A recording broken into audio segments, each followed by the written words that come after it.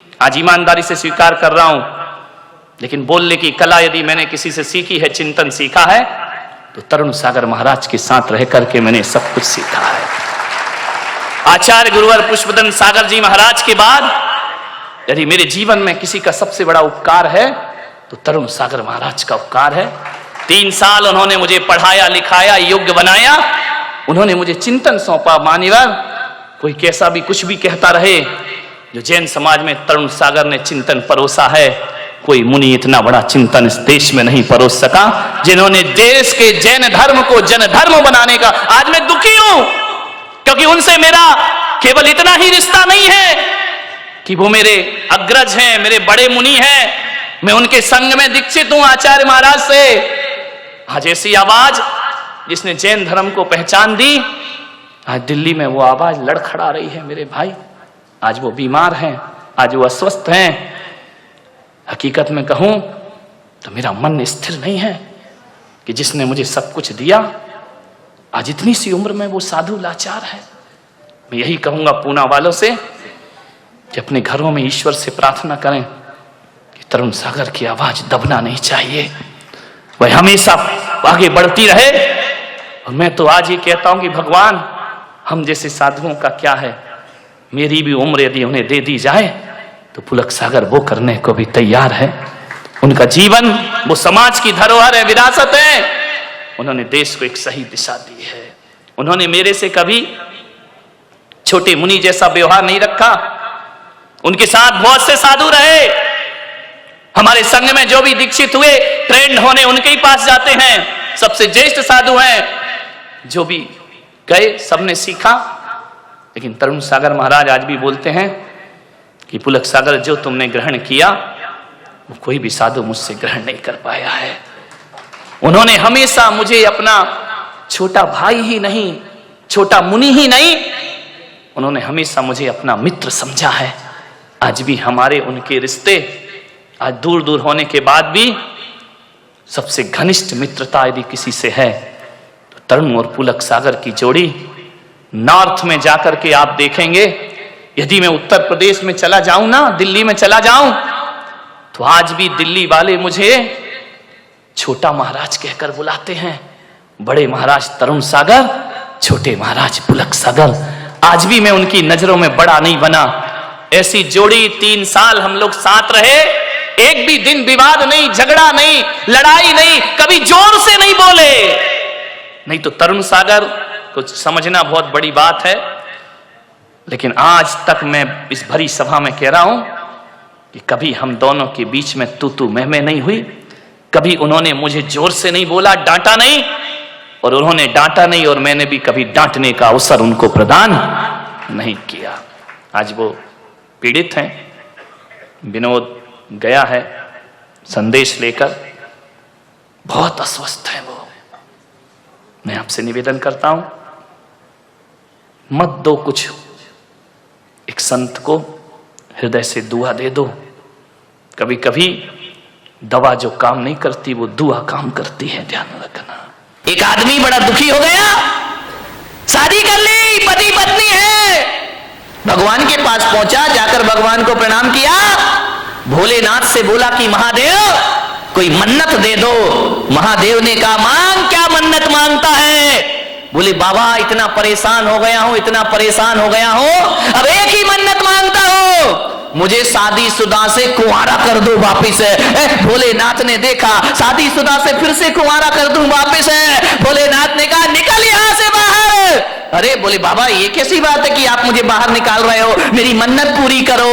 भोलेनाथ ने कहा कि मैं मन्नत तो पूरी कर लूंगा, लेकिन पागल है तू, मन्नत नहीं तू जन्नत मांग रहा है। जन्नत में तुझे शादीशुदा को कुंवारा कर दो, ये मन्नत नहीं, ये जन्नत की डिमांड हुआ। ध्यान रखना, तुम्हारा घर जन्नत बन सकता है, इसमें कोई भी डाउट नहीं है। थोड़ी सी समझदारी अपने अंदर रखिए, समझदारी आ गई तो घर को जन्नत बनने में ज्यादा देर नहीं लगा करती है। ध्यान रखें। मान्यवर, आपसे निवेदन है, बड़ा परिवार था, सुखी था, आज छोटा परिवार है, दुखी है। एक ही बेटा है, अब बोलो भाई साहब प्रवचन में क्यों नहीं आते?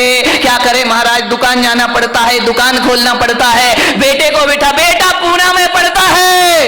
अब बताओ, अब आपका एक ही लड़का, मुझे तो अपना भविष्य खतरे में दिखाई देता, तुम्हारा दिखाई दे या नहीं दे, आपका एक ही बेटा है। मैं बच्चे को ये नहीं कह सकता तू सन्यास ले ले, बच्चे को मैं ये नहीं कहता तू दीक्षा ले ले। अब किसे सन्यास देंगे? तुम्हारा सहारा तो एक ही है। पहले 4 बच्चे होते थे, 5 बच्चे होते थे, एक बच्चा दुकान संभाल लेता था, पिताजी समाज संभाल लिया करते थे, कोई मंदिर संभाल लिया करता था। अब तो हमारे यहां संभालने वाला कोई नहीं। अब तो घर नौकरों के हवाले हमारे हो गए हैं और दुकान जो हो गई है वह पार्टनरशिप में चला करती है। घर के बच्चे ही नहीं है, बहुत बड़ी बड़ी फैक्ट्री बन जाती है और बच्चा अमेरिका में जाके पढ़ता है, वापिस लौट के नहीं आता। बाप बेचारा यहां रोता है, इस करोड़ों की फैक्ट्री का उत्तराधिकारी कौन हो? समस्याएं बहुत ज्यादा हो गई हैं एकल परिवार से। संयुक्त परिवार सुखी परिवार, ध्यान रखिए। मान्यवर, क्रोध ज्यादा बढ़ गया, कलह ज्यादा हो गई। अब लड़ने की तो आदमी की आदत है। अब घर में यदि कोई मेंबर ही नहीं है, एक ही बचा तो झगड़ा तो फिर उसी से होगा, ध्यान रखिए। मान्यवर, कलह बढ़ गई हमारे घरों में।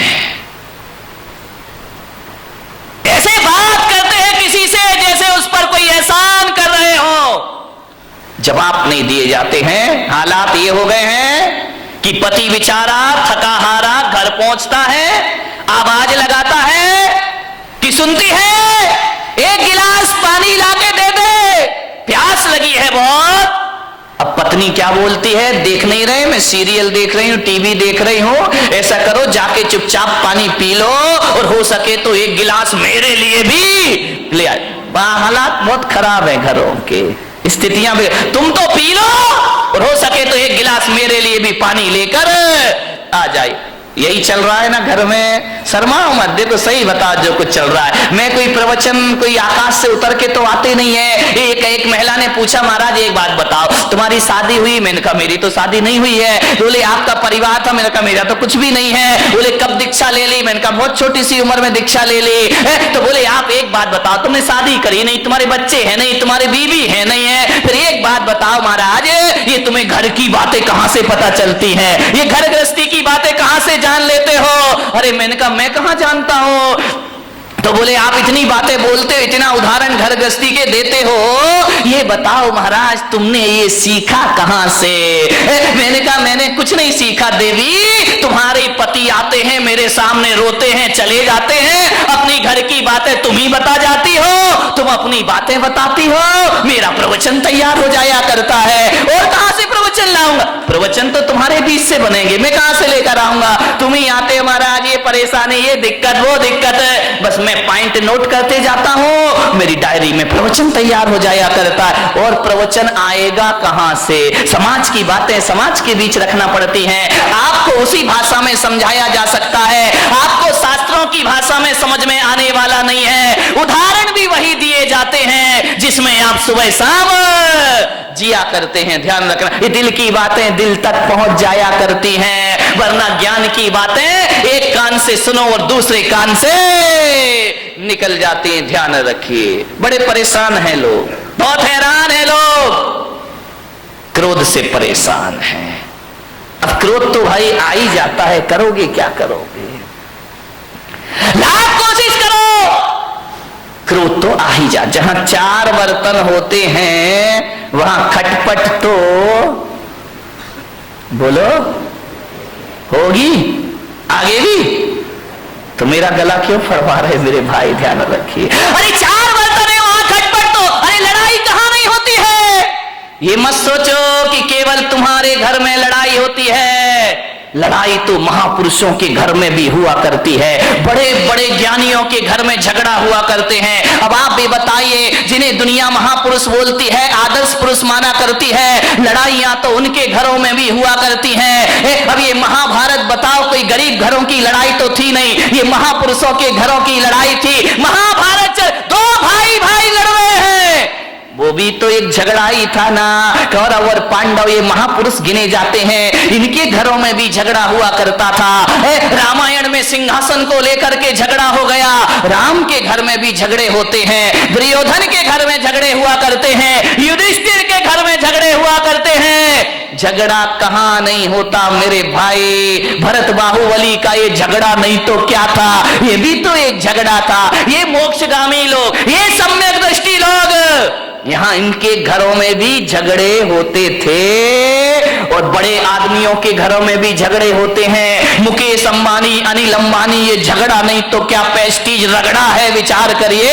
झगड़ा तो इनके घर में भी, प्रमोद महाजन, प्रवीण महाजन, झगड़े तो इनके भी घर में हुआ करते हैं। ऐसा कोई नहीं है जिसके घर में बारामती के घरों के बारे में मुझे नहीं मालूम है, यहाँ झगड़े हैं या नहीं है। होशियार मत बनो कि हमारे यहाँ झगड़े नहीं है, घर घर की कहानी है, इसलिए तो महिला देखती है कहानी घर घर। विचार करिए, सास भी कब हुई? नहीं, वो बहू थी बेचारी, पहले भी बहू थी और आज भी बहू है। वो सास बनने का मौका ही कहां मिला है उसको। ये हालात है हमारे घरों में, लड़ाई है, झगड़े हैं, विवाद है। महापुरुषों के घरों में भी झगड़े होते थे, आपके घर में भी झगड़े होंगे।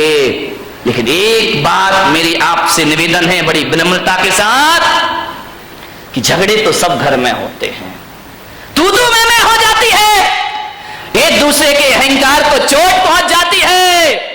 लेकिन मैं आपसे एक निवेदन करूंगा, लड़ लेना, झगड़ लेना, जितना लड़ना हो लड़ो, जितना झगड़ना है झगड़ लो, लेकिन बारामती वालों बोल चाल बंद मत करिए।